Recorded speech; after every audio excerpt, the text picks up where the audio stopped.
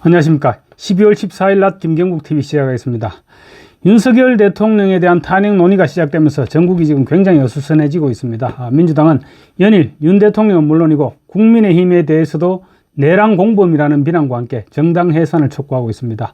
정부 강요들에 대해서도 한덕수 국무총리부터 내란 공범으로 구속시켜야 된다고 주장하는 등 지금 무차별적인 공격에 나섰습니다. 그럼에도 불구하고 수세에 놓인 국민의힘은 제대로 된 방안은 고사하고 탄핵 찬반을 둘러싼 내부 충돌에 지금 여념이 없습니다.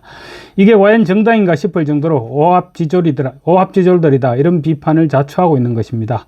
뿐만 아닙니다. 김어준이라는 자가 국회 과방위에 참고인으로 나타나서 아무 확인도 되지 않은 가짜뉴스, 거의 음모론 수준의 가짜뉴스를 줄줄이 늘어놓고 있는데도 제대로 된 반격조차 하지 못하고 있는 상황이 지금 이어지고 있습니다.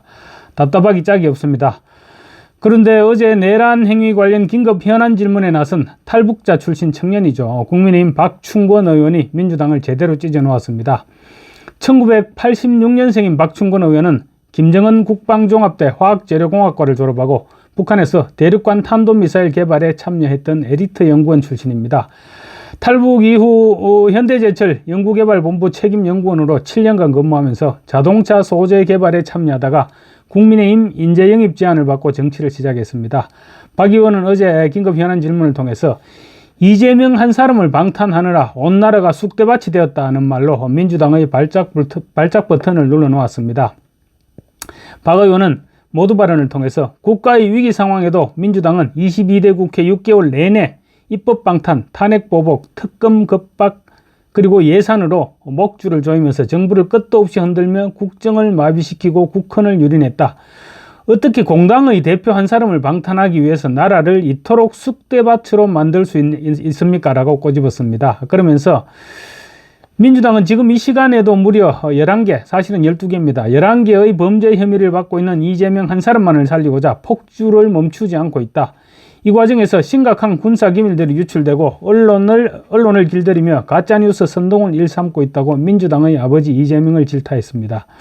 특히 한덕수 국무총리를 상대로 한 질문에서는 여전히 대한민국에 간첩이 활개치고 있는 상황임에도 민주당이 간첩죄 적용 범위를 외국인으로 확대하는 법안 개정을 막고 있다고 주장해서 민주당 의석에서 고함이 터져나오기 시작했습니다.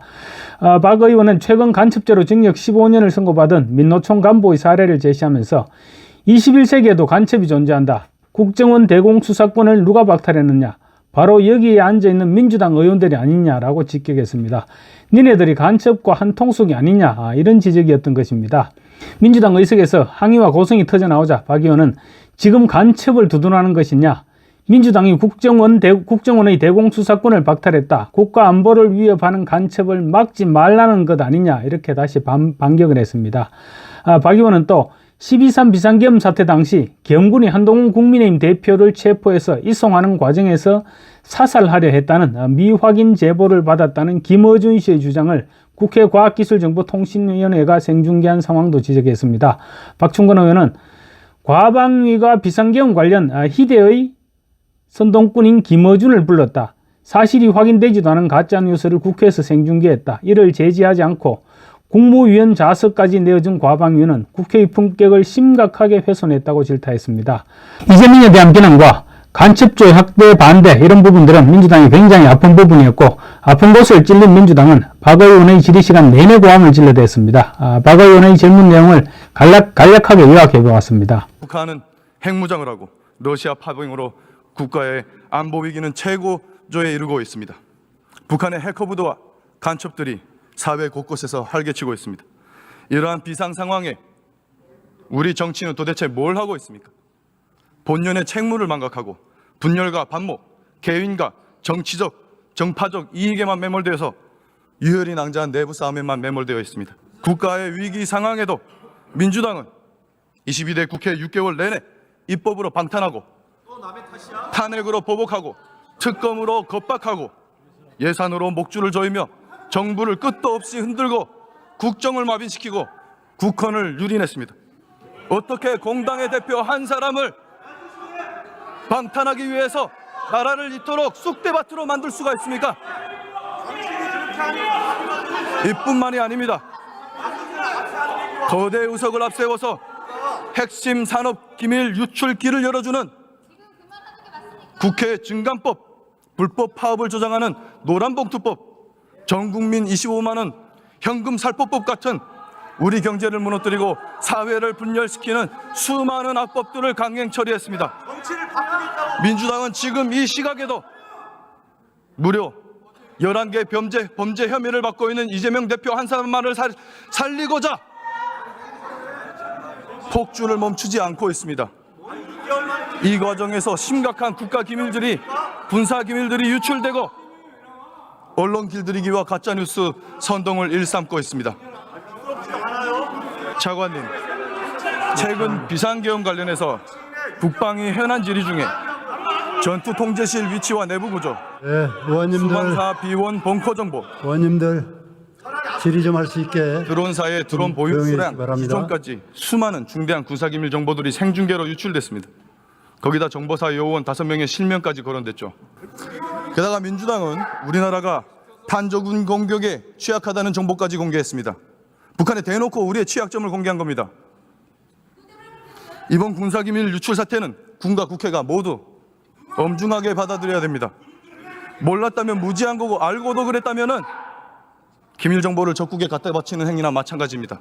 총리님, 지난 11월 6일에 민주노총 간부들이 1심에서 중형 15년을 선고받았습니다. 혐의가 뭔지 알고 계십니까? 간첩죄였습니다. 21세기 대한민국에 실제 간첩이 존재했습니다. 그것도 민주노총 핵심 간부가 북한 정권의 하수인 노릇을 한 것입니다. 이들은 2018년부터 4년간 총 102차례에 걸쳐서 북한 정권과 지령을 주고받았습니다. 청와대와 미군 기지 같은 군사정보들을 입수하고 이태원 참사를 세월호 사건처럼 촛불 시위 투쟁을 추진하라는 것이었습니다. 총리님, 이 정도면 파렴치한 종북 반국가 세력 아닙니까? 간첩을 두둔하는 겁니까 지금? 총리님, 우리나라에서 압력하는 이 간첩들, 이들뿐만이 아닐 것입니다. 이들을 잡아내는 역할은 누가 합니까? 그렇습니다. 경찰의 대공수사권은 제대로 허점이 많습니다. 국정원의 대공수사권 누가 박탈했습니까? 여기 앉아 계신 민주당 의원들입니다. 민주당입니다. 민주당이 국정원의 대공수사권을 박탈했어요. 국가안보를 위협하는 간첩을 잡지 말라는 것 아닙니까? 올해 6월에 미국의 항공모함을 불법 촬영하다가 입건된 중국인 유학생 3명, 이들이 2년간 촬영한 휴대폰에 저장된 수많은 우리나라 군사시설 사진들이 발견됐습니다. 총리님, 이들 외국인의 간첩 행위를 간첩죄로 엄벌할 수 있습니까? 이런 간첩죄의 적용 범위를 외국으로 확대하는 법안이 국회에 제출되었다고 생각합니다. 개정 필요성에 공감합니다. 올해 8월 2019년부터 정보사 기밀 요원들과 그들의 신분과 중요한 군사기물을 중국에 팔아넘긴 군 간부가 구속됐습니다. 들으세요. 간첩 얘기하고 있잖아요. 네, 그래서 이 간첩죄 조항을 개정하려 했던 겁니다. 이것도 누가 맡고 있습니까? 민주당입니다. 최근 감사원장이 탄핵당했습니다. 도대체 무슨 잘못을 했길래 탄핵당해야 됐습니까? 이 탄핵 소추의 발동은 좀 신중히 하도록 그렇게 검토해 주시기 바랍니다. 길게 답변하셨는데 간단하게 말씀을 드리면 보복 탄핵입니다. 문재인 정부 시절에 벌인 집값 통계 조작, 국가 채무 비율 조작, 서해 공무원 피살 사건 은폐, 사드 기밀 유출을 감사했기 때문에 보복 탄핵 당한 겁니다. 지난 2월에 사상 초유의 대법원 전산망 해킹 사건이 발생했습니다. 헌법상 독립기관이라고 수사당국에 신고하지 않아서 피해를 키웠습니다. 정확한 피해 규모조차 추산할 수가 없습니다. 선관위도 성역이 될 수 없습니다. 선관위가 떳떳하다면 전체 시스템에 대한 보안 점검에 마땅히 응해야 될 것입니다. 총리님, 그리고 이번 계엄 사태 관련해서 민주당은 지상파 3사뿐만 아니라 민영방송인 종편 4사, 보도채널 2사에게까지 계엄 당일 메인뉴스 큐시트랑 제목을 비롯한 언론 보도 내역 일체 자료를 요구한 바 있습니다. 이건 명백한 언론 간섭이자 방송사 길들이기입니다. 심지어 오늘 가방위에는 희대 선동꾼 김어준 씨를 불렀습니다. 확인되지도 않은 가짜뉴스를 생중계했습니다. 확인되지도 않은 암살조가 있었고 체포돼 이송되는 여당 대표를 사살한다. 그리고 이걸 북한 소행으로 꾸미려 했다. 이런 말 같지도 않은 가짜뉴스를 생중계했습니다. 이곳 국회에서 이를 제지하지 않고 국무위원 자석까지 내준 가방위는 국회의 품격을 심각하게 훼손했습니다.